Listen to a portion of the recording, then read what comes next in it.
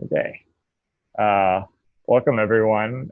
This is the Twitch streaming session for the Wolfram Languages synthetic geometry project. My name is Dan McDonald, and I will be your guide on this Odyssey of the Mind. So, uh, our project deals with two-dimensional Euclidean geometry. We have tools for both uh, academic researchers and high school teachers. So rather than talk about this for any longer, I'll just dive into some examples. Right. So let's start with Thales' theorem. Um, so Thales' theorem is a geometric theorem from antiquity that says if A, B, and C are distinct points on a circle, and AC goes through the middle of the circle, then the angle ABC is a right angle.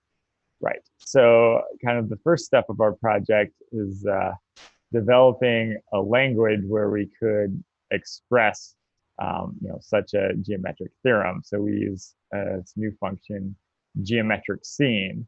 Um, so we have geometric scene of our first argument is a list of points.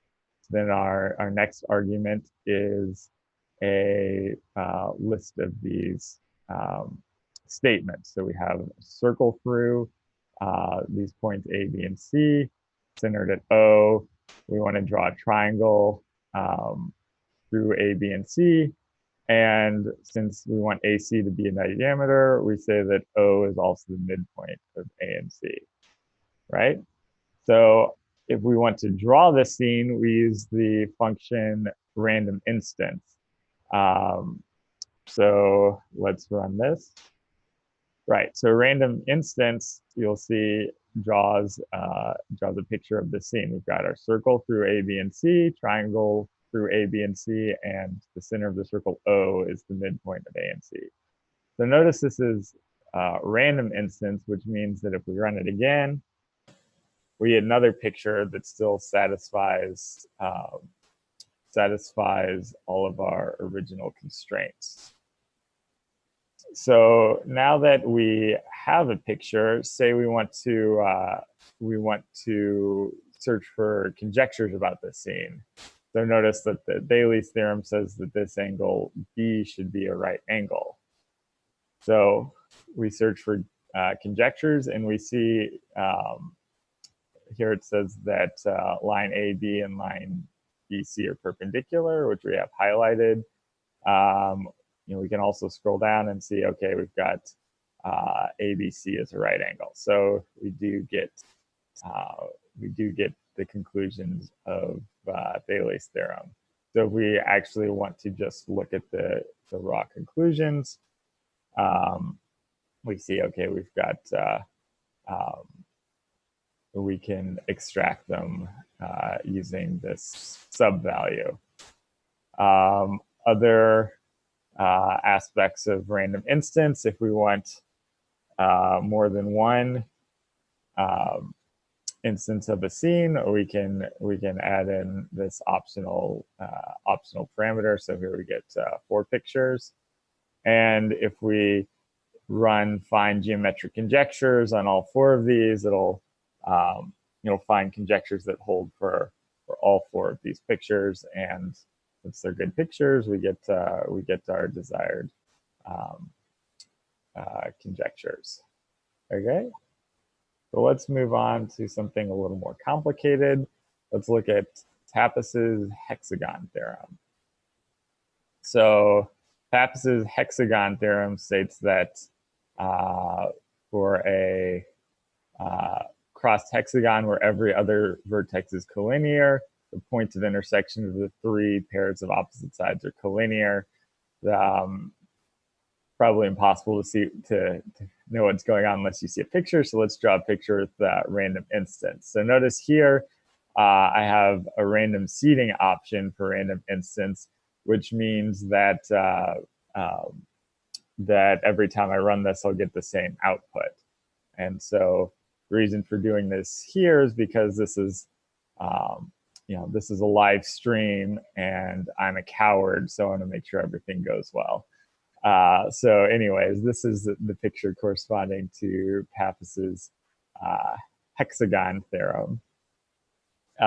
We see that we've got a lot of interrelated kind of implicit conditions on all of our points, but this random instance does not require an explicit construction for the pictures. It can just look at everything, give it, and shoot out a picture.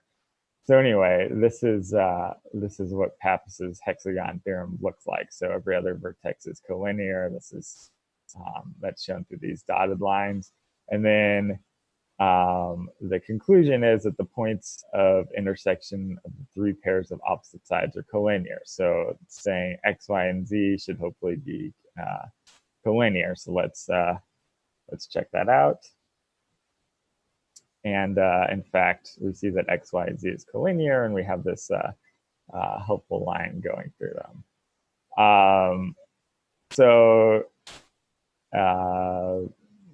Notice that here when we formulated the theorem, we had lines through A, B, B, C, and so on, and we made all these assertions about collinearity. There's with random instance and geometric scene, there's no need for a single canonical representation of a scene. You can input it any way you like, and we should be able to spit something out. So here we're going to describe the theorem just by saying it's this collection of 8 straight lines. So again, I'm a coward, so I'll use the random seeding to make sure I get a quality picture in a reasonable amount of time, which I do.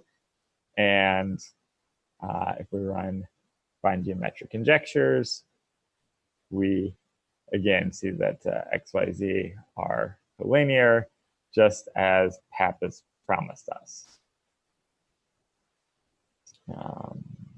Let's close this. Oops. Right. So let's show some more capabilities of find geometric conjectures with Napoleon's theorem. So yes, this is named after the Napoleon. I'm sure he did not actually come up with this, but he's not around to tell me otherwise. So let's already have this computed. So let's look at Napoleon's theorem. So we're considering equilateral triangles constructed on each side of a given triangle. So here we have our given triangle ABC,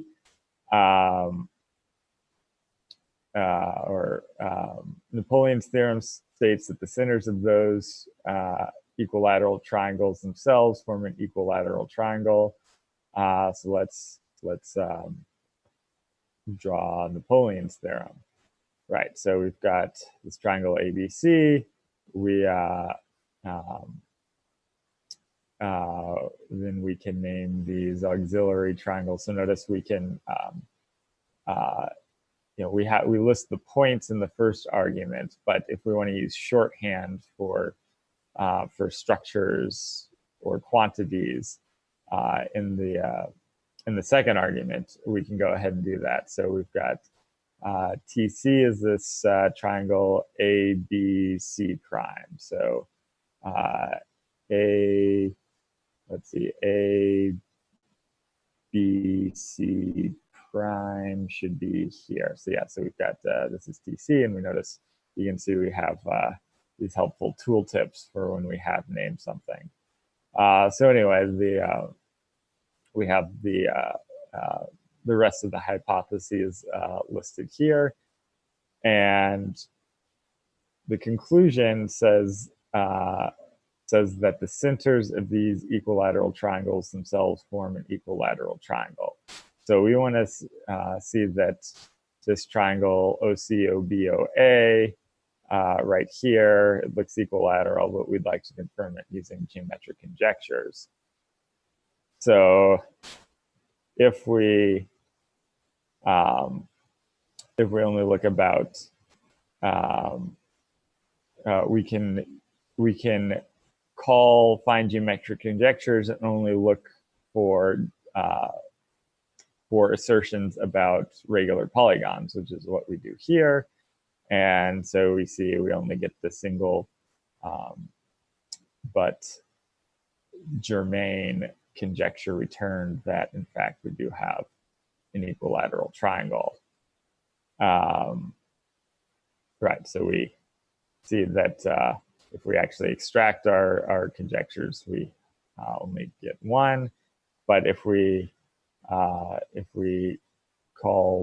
find geometric conjectures without filtering for just looking for regular polygons, we would actually end up with 31 conjectures. Okay. And finally, for this this introductory section, we're going to look at the Finsler-Heidegger theorem to see how random instance can help refine and correct geometric statements. So Finsler-Heidegger, I'll show the picture. So this is not a great picture because the statement of Finsler-Heidegger is in fact missing a necessary hypothesis. So most statements of the theorem say that suppose A, B, C, D and A, B prime, C prime, D prime are two squares that share vertex A. So we've got A, B, C, D and A, B prime, C prime, D prime sharing a vertex A. Let Q and S be the midpoints of B prime D. So we have Q here and S here as the midpoint of B and D prime. And let R and T be the centers of the two squares. So we've got R and T. Then Finsler-Heidegger says that the quadrilateral QRST should be a square as well.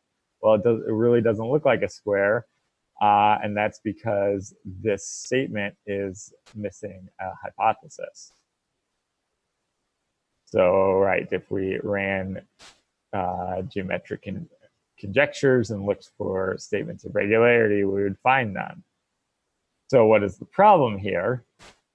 Well, if you look at this, you notice that ABCD is clockwise, and A, B prime, C prime, D prime is going counterclockwise. So maybe that's the problem, and that is our missing hypothesis. So let's add that as a hypothesis here, which we do with geometric assertion of these polygons P1 and P2 being, in addition to being regular, also being clockwise. And if we do that, then we see, in fact, when we draw our initial two squares as having the same orientation, our third polygon does appear to be a square. And if we find geometric conjectures, we do in fact find the square. So this means that Finsler and Heidegger can finally rest in peace, I guess, assuming they're dead. Pretty sure they're dead.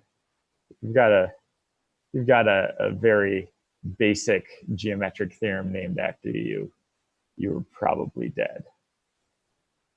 Okay, so before I go on to the next section, visualizing theorems, I would like to mention that if you're on the chat and have questions, you can ask them, and two of my team members, Ian and Lynn, will be there to answer them the best they can, which is pretty good because they're good at math. Okay, so our next section we'll talk about using random instance to make illustrations of theorems and maybe illustrate their proofs even. So let's start with perhaps the most famous geometer of them all, Euclid, and start with an example from his magnum opus Elements. So let's look at proposition 1 of book 1. So this states that given any 2 points A and B, we can construct an equilateral triangle having A and B as 2 of its vertices. And Euclid goes ahead and gives the construction. So we can draw 2 circles centered at A and B, which we do here, circle through, going through centered at A, centered at B, and making sure that that they go through these points whose radii are equal to the distance between them. It says then their point of intersection C forms the third vertex of such an equilateral triangle. So we've got these 2 circles centered at A and B. The one centered at A goes through B and C. The one centered at B goes through A and C, and then we draw this triangle. And it looks equilateral, but that's not quite good enough for us. We would like a little more evidence. So,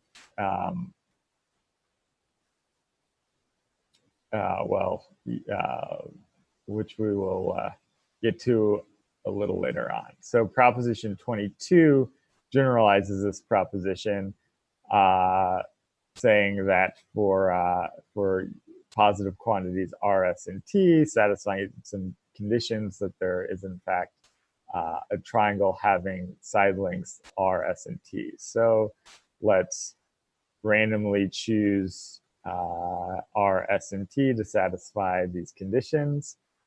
And then let's follow the construction from Euclid. So the construction is to construct a straight line through the points D, F, G, and H in order. So we have this here.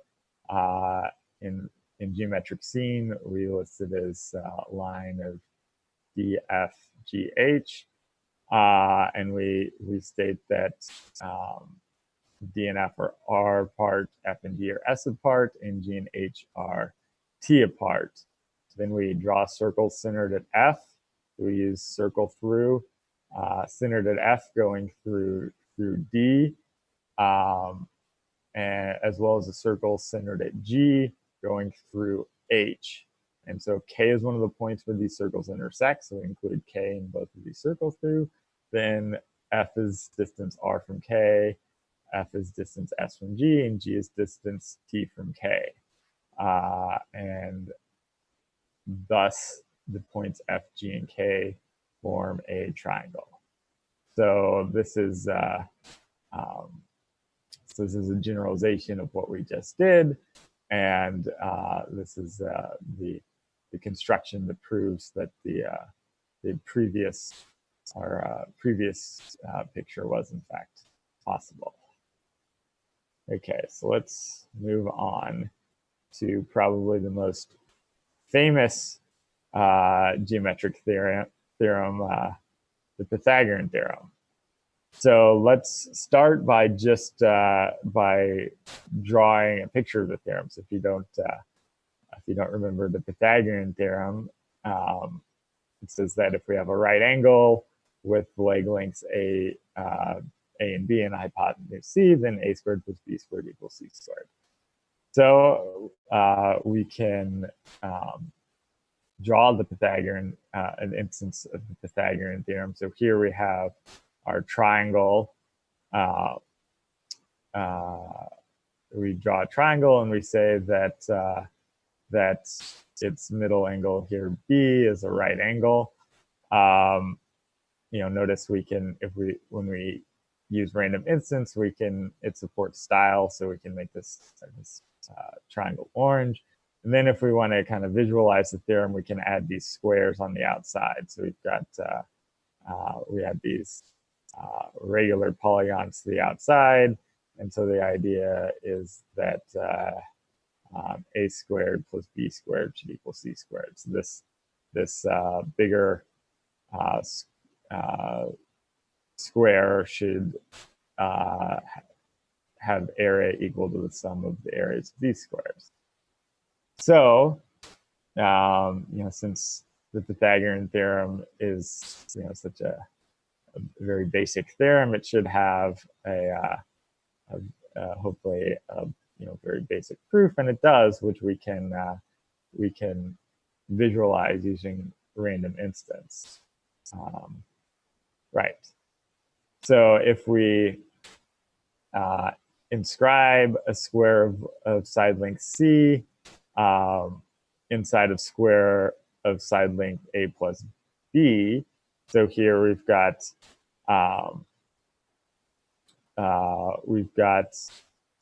this square WXYZ on the outside, and we also draw these let's see, we have these points YZ on the side between Y and Z, and ZW, WX, and XY, and we draw this square on the inside of this larger square. Then we see that the area of the large square can be calculated in two ways. So the first, we can look at,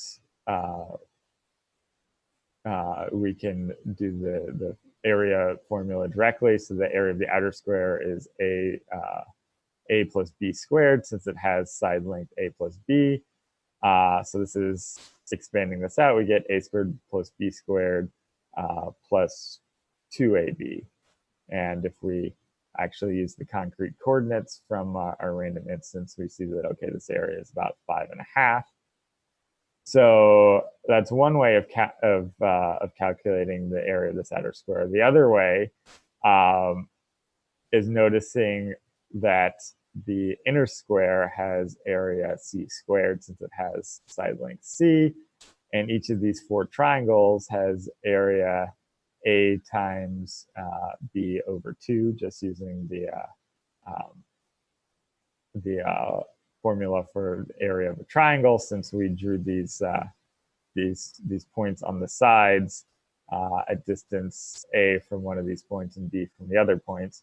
So that means that the area of the large squared is c squared, which is the area of the inner squared, plus 4 times the area of each of these triangles, so plus 4ab over 2, which is c squared plus 2ab. So that means we've calculated the same thing in two different ways.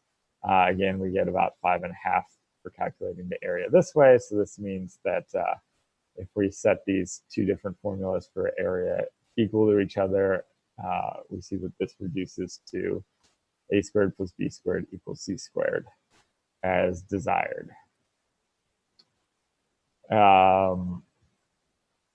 So let's go ahead to Viviani's theorem. I'll go through this quickly and mostly just show off some pretty pictures. So this says that in an equilateral triangle, the sum of the distances from any interior point to the three sides is equal to the height of the triangle. So here we've got a triangle, and we've got the triangle ABC and this point D on the inside, and we're looking at the sum of the distances from an interior point to the three sides. So here we've got we've drawn out in dotted lines the the shortest segments from D to the sides of the triangle, and we want the sum of these lengths to equal the height of the triangle. So this is the dotted line from B to I. Right. So here here's a representation of this theorem, and we'll go through similar to the Pythagorean theorem. We'll go through a visual proof. So first, let's actually looking at our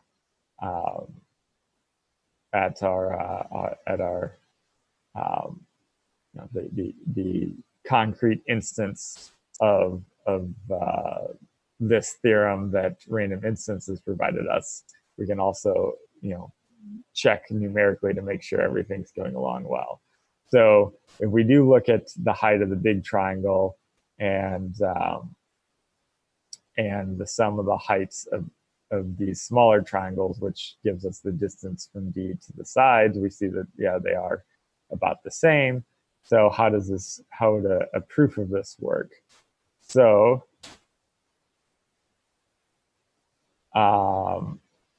first we can rotate the upper right equilateral triangle 120 degrees. So that's this one here. And now we notice that its height is now measured from its vertex at this point E.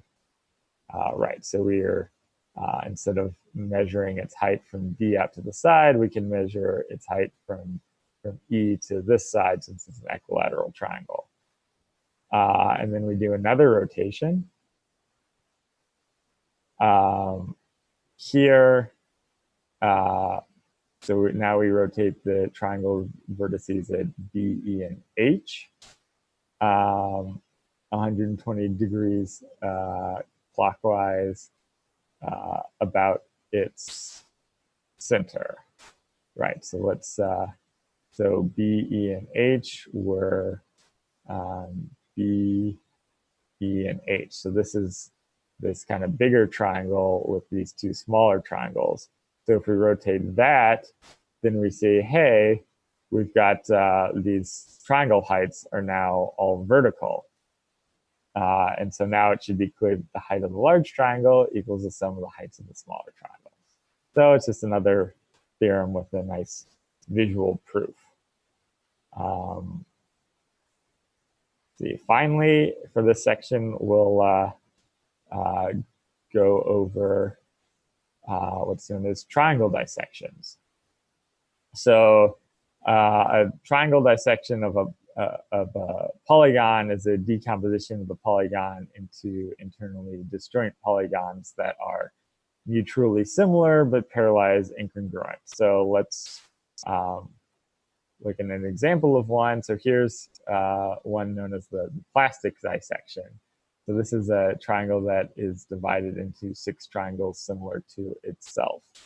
So notice that the inputs for geometric scene here are just listing a bunch of polygons and saying that they're similar, and all of the hard work of finding finding a configuration that fits all of this is left to random instance, which it does with a plumb. If you're curious about doing this construction by hand and not by computer, you can. It has to do with the plastic constant where it gets its name, and I'll skip this part about doing some numerical computation on the constant. But anyways, that if you look on the marketing page for plane geometry, you can look through this computation in detail and learn a little more about the kind of numerical construction of such figures. Okay, let's move on.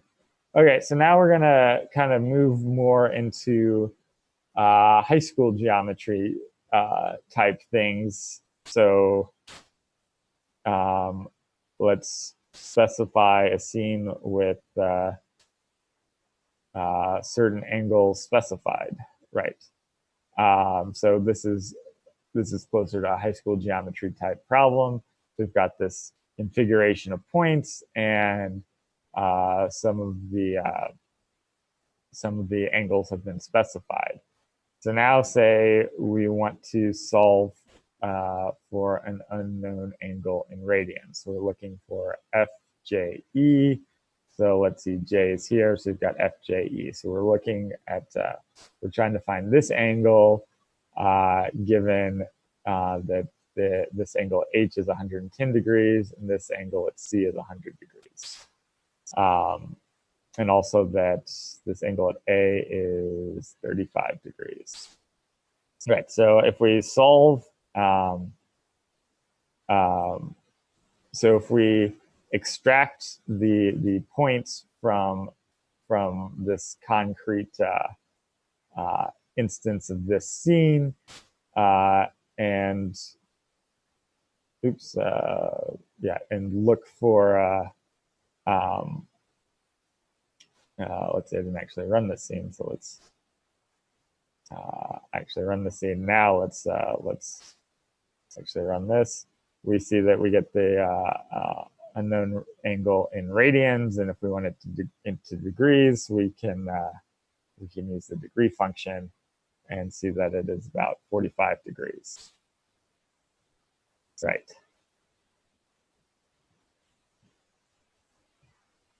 So let's do another simple geometry problem. So let's specify a scene with 4 pairwise tangent circles where the 3 largest circles have these given radii. So again, we just give the radii to random instance, and it finds a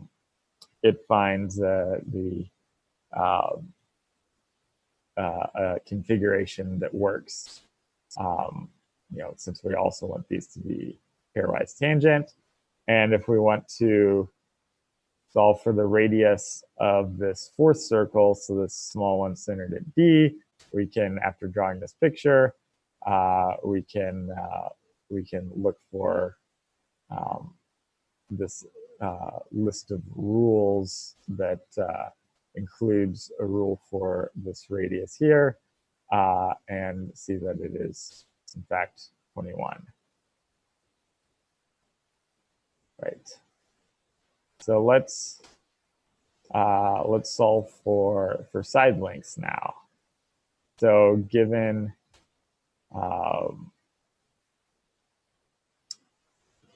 given the length of one side of a triangle and the ratio of the lengths created by splitting another side by the opposite angle bisector, which is this dotted line here, find the length of the third side of the triangle. Right, so what are we given? We've got our triangle A, B, and C, and we have D is the angle bisecting CV and endpoint. So what does that mean? So that means that if we draw an angle bisector from this vertex A of the triangle, then D is the point of intersection with that angle bisector with the opposite side. And so we're given this ratio of lengths. So the length of BD over the length of CD is 2. So that means that BD is twice as long as CD, and AB has distance 3. So if we want to find the length of the third side of the triangle, we have this. We can extract our rules for point coordinates and apply them to the Euclidean distance of A and C, and get 1.5. And for kind of a similar type problem, say we want to find the side length of a regular triangle whose area is equal to the circumference of its incircle. So again, we can draw the picture. So we've got a triangle ABC that's a regular triangle, and we want the area of this triangle to equal the arc length of the end sphere. So kind of an implicitly defined picture that we can draw nonetheless. And if we're looking for the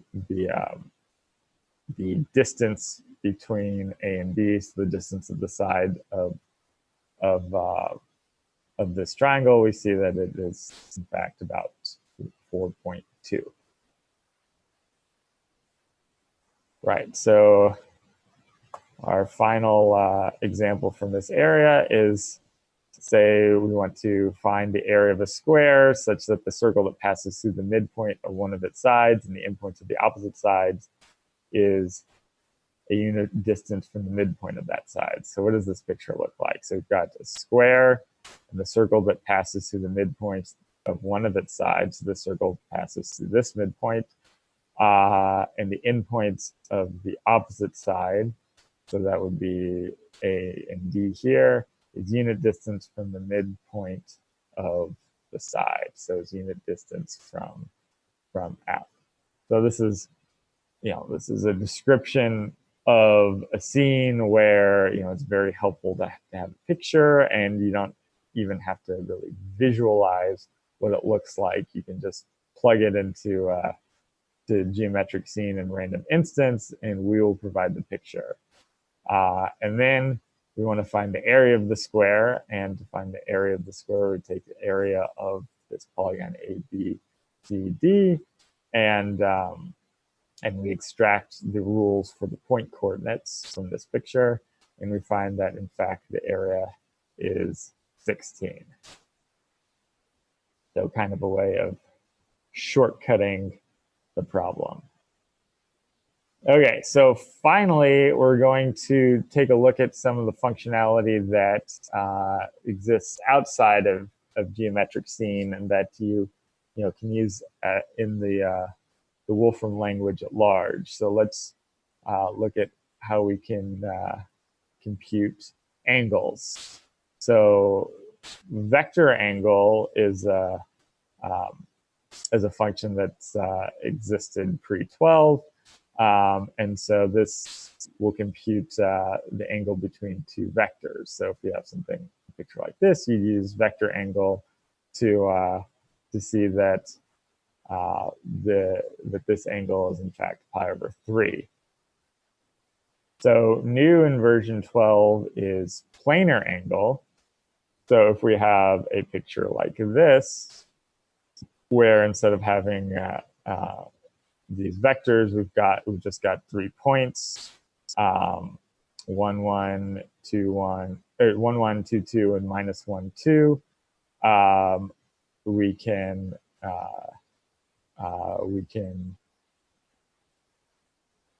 find an exact formula for this angle, the smaller angle between the smaller angle formed by these points. So if we're interested in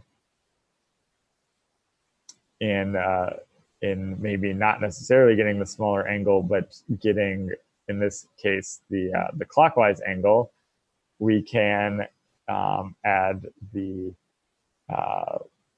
specification clockwise to planar angle, and here we get, okay, it's 2 pi minus what we got previously, which makes sense. So we also have the function polygon angle for measuring types of angles on a polygon, and we'll kind of go through this here with this picture that kind of looks like a punk from an 80s movie with a weird colored haircut and some outlandish earrings, I guess, and apparently a very angular face. But anyways, we have the interior angle of a polygon is what you'd expect. So the full exterior angle is is what adds up with an interior angle to get 360. But the exterior angle, if you recall from high school geometry, is formed by extending one of the sides off as a line and then computing the angle between that line and the incident side. So this is the exterior angle at the top. So anyways, if we want to compute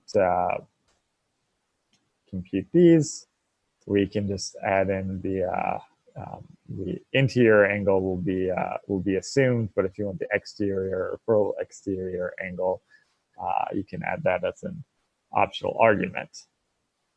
Okay, so we've gone over angles. Now we can look at bisectors.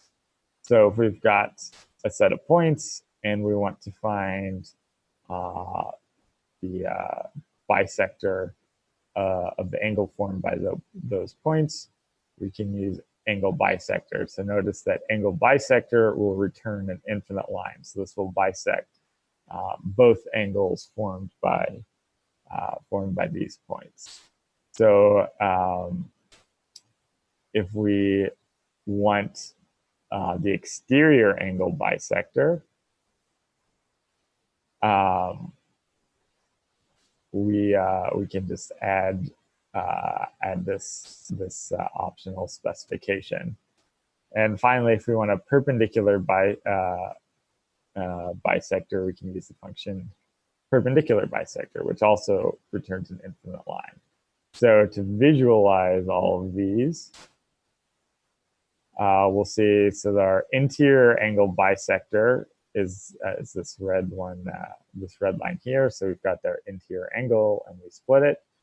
The exterior angle bisector is this blue line here. So we have this full exterior angle, and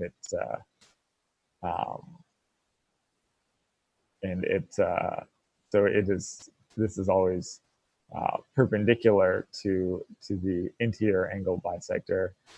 And then we've got this this perpendicular bisector that instead of bisecting an angle, bisects here the base of this triangle. That's what all of those things mean, and now you have a means of automatically computing them.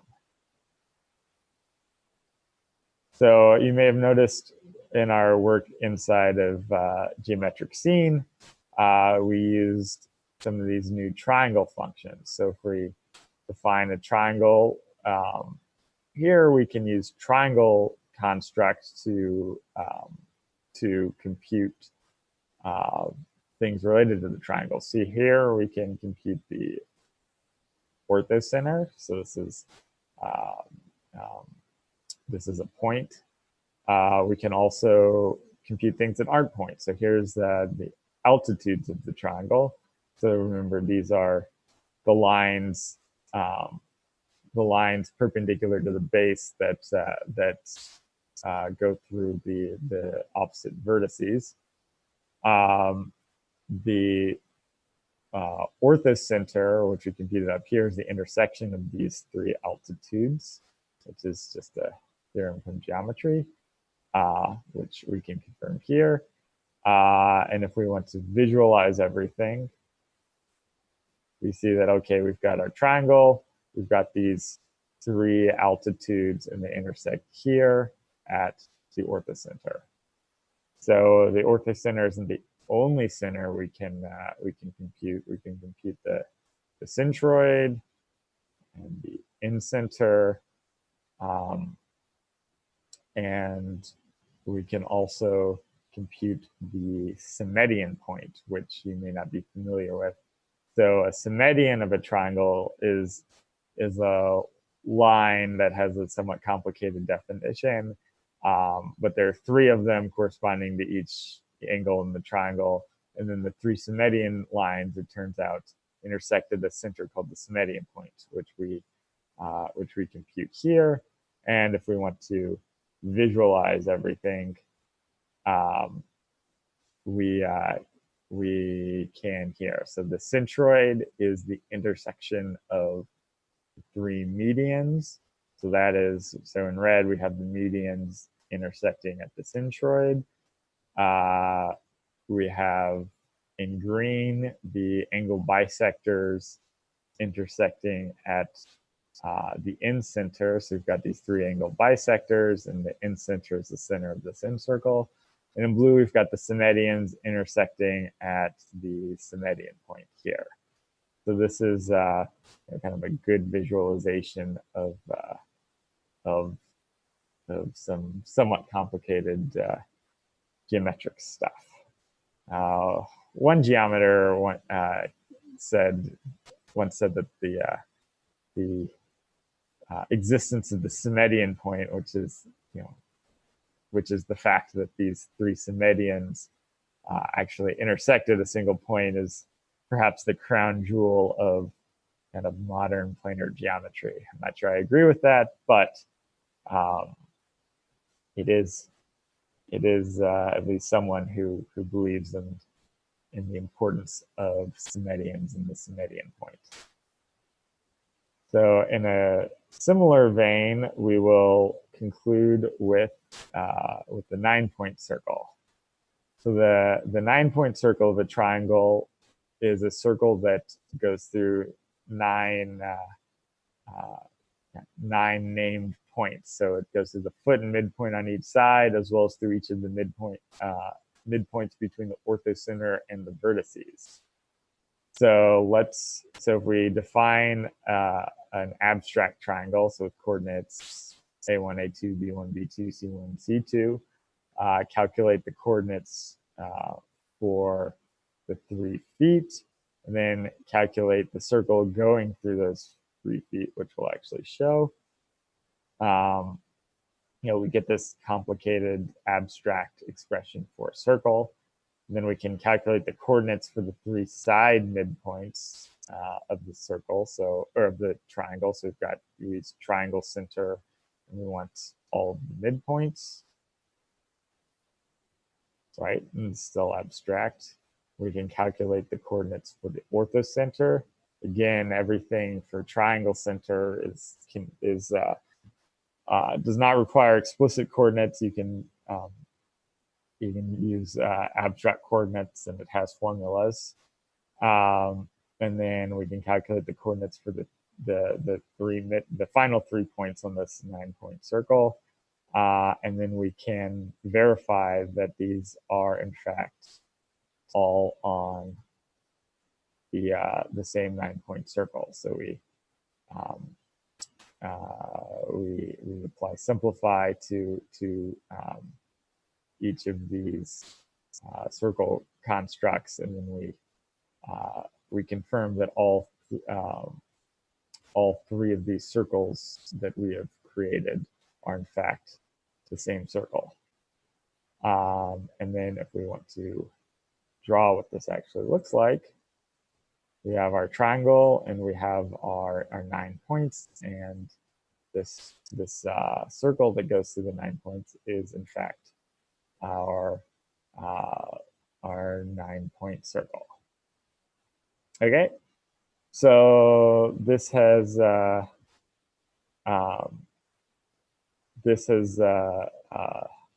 been kind of a little walkthrough of the synthetic geometry functionality introduced in version 12, and we have some updates coming in 12.1, which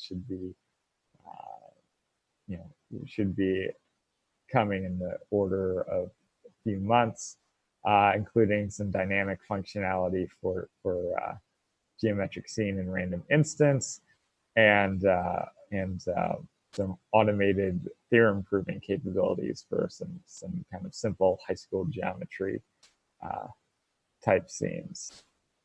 Right. So I don't see any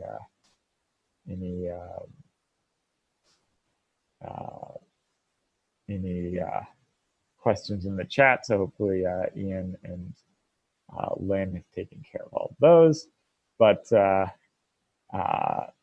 anyways, thanks for listening along, and I hope you tried our functionality, and I hope you like it. So, thank you, everybody.